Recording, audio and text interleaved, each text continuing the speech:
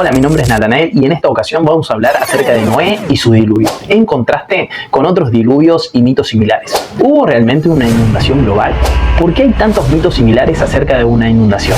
¿Cómo puede ser que diferentes civilizaciones que no se conocían entre sí hablen de un mismo evento? Los autores de los diferentes mitos y leyendas acerca del diluvio, ¿qué nos quisieron transmitir? ¿Cuál es el mensaje? ¿Qué hipótesis surgen a raíz de estos mitos? De esto y mucho más hablaremos en este video.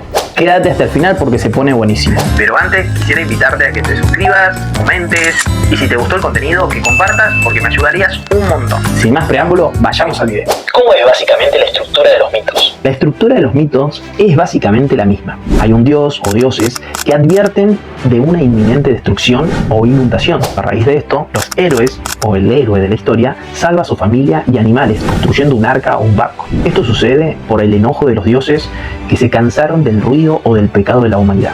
El diluvio de Noé es una de esas historias que todos conocemos de una u otra forma. Nos cuenta la Biblia que hubo una gran inundación, y esto lo encontramos en el Antiguo Testamento, pero lo interesante de esta idea del gran diluvio no es exclusivamente de la tradición judeocristiana. Es un tema recurrente en muchas culturas antiguas. La Biblia, específicamente en Génesis, Dios se harta de la maldad de la humanidad y decide enviar un diluvio para limpiarlo todo. Le avisa a Noé, el único tipo que se salva de la quema, para que construya un arca y salve a su familia y una especie de cada animal. Durante 40 días y 40 noches llueve, el agua comienza a bajar luego de ese periodo, encalla en un monte llamado Ararat. Es ahí donde el sol sale y el arco iris, como señal de que Dios no volverá a realizar algo similar. Ahora vayamos 1000 años atrás con los sumerios, en la epopeya de Gilgamesh. Nos cuenta la historia de que Unas-Pistin, este personaje quien, al igual que Noé, recibe tips de los dioses para construir un barco, porque se viene una gran inundación que va a arrasar con todo.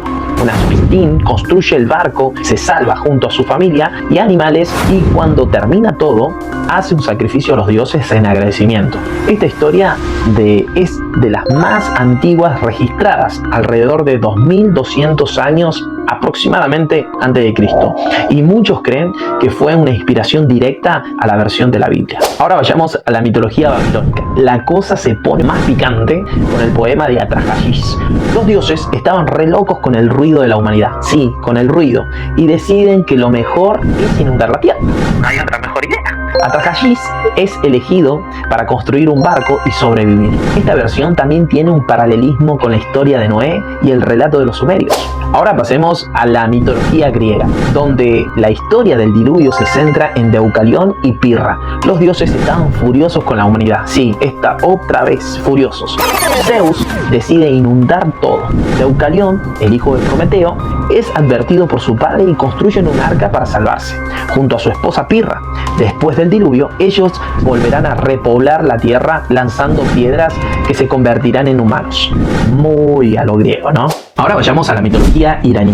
En la mitología zoroástrica encontramos a Shima, quien recibe instrucciones de Ahura Mazda, el dios principal, para construir una vara, refugio subterráneo para protegerse del invierno catastrófico que venía. Una especie de diluvio congelado. Aunque no es un diluvio de agua, la idea de la destrucción masiva sobre la población y la salvación de algunos es casi similar, ¿no? Además de estas historias, también hay otros relatos acerca de diluvios en otras culturas tan variadas como por ejemplo la hindú, en la historia de Manu, o en la historia de la mitología china, donde el héroe Shu es el que controla las inundaciones, y en la leyenda mesoamericana de aztecas y mayas, que también aparece un tipo de inundación. Cada una de estas tiene sus propios giros y detalles, pero en esencia es similar a un evento catastrófico de una inundación que reinicia la humanidad. ¿Qué teorías se barajan a partir de estos relatos mitológicos? Para Carl Jung, el diluvio es un arquetipo, es decir, es algo que hemos heredado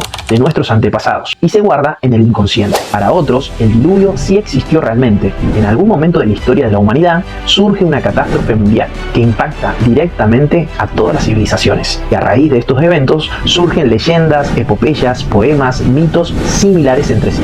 Para los mitos de las civilizaciones del Mediterráneo, como los sumerios, babilónicos, griegos, hebreos, entre otros, se baraja la idea de que estas comunidades realizaban asentamiento cerca de dos importantes ríos, como el Tigris y el Éufrates. Estos ríos, en diferentes oportunidades, se desbordaban y provocaban grandes inundaciones. Para civilizaciones precientíficas y prehistóricas, su lugar geográfico representaba su mundo. Y un desastre natural como este era provocado por el enojo de los dioses acerca del pecado de la humanidad. Otra de las hipótesis que surgen es que hubo un gran calentamiento global y esto provocó que grandes casquetes de hielos de ambos polos, norte y sur, se derritieran y provocaran grandes inundaciones. Incluso se cree que la ciudad Atlántida, una ciudad avanzada en su tiempo, que más o menos de la época de Aristóteles se hablaba de esta ciudad, está o se encuentra sumergida debajo del agua por estas grandes inundaciones. Ahora yo me pregunto por qué tantas culturas y diversas entre sí tienen una historia casi similar acerca de un diluvio. Algunos sugieren que podría haber sido una base histórica, como una gran inundación, que esto inspiró a numerosos mitos y numerosas leyendas. Otros creen que es una forma de simbolizar el renacimiento de la limpieza de la humanidad de su corrupción. Sea cual sea la razón, estas historias reflejan la creatividad humana para explicar y darle sentido a los desastres naturales y a los cambios climáticos que surgen en nuestro mundo.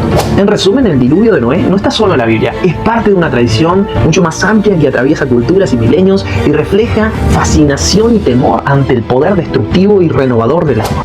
Si te gustó el contenido, dale like, comenta y comparte. Y también, si crees que faltó algo, comenta. Y si crees que todo está errado, comenta también porque me ayudarías un montón. Desde ya, muchísimas gracias. Nos vemos en el próximo video mitológico, La Torre de Babel.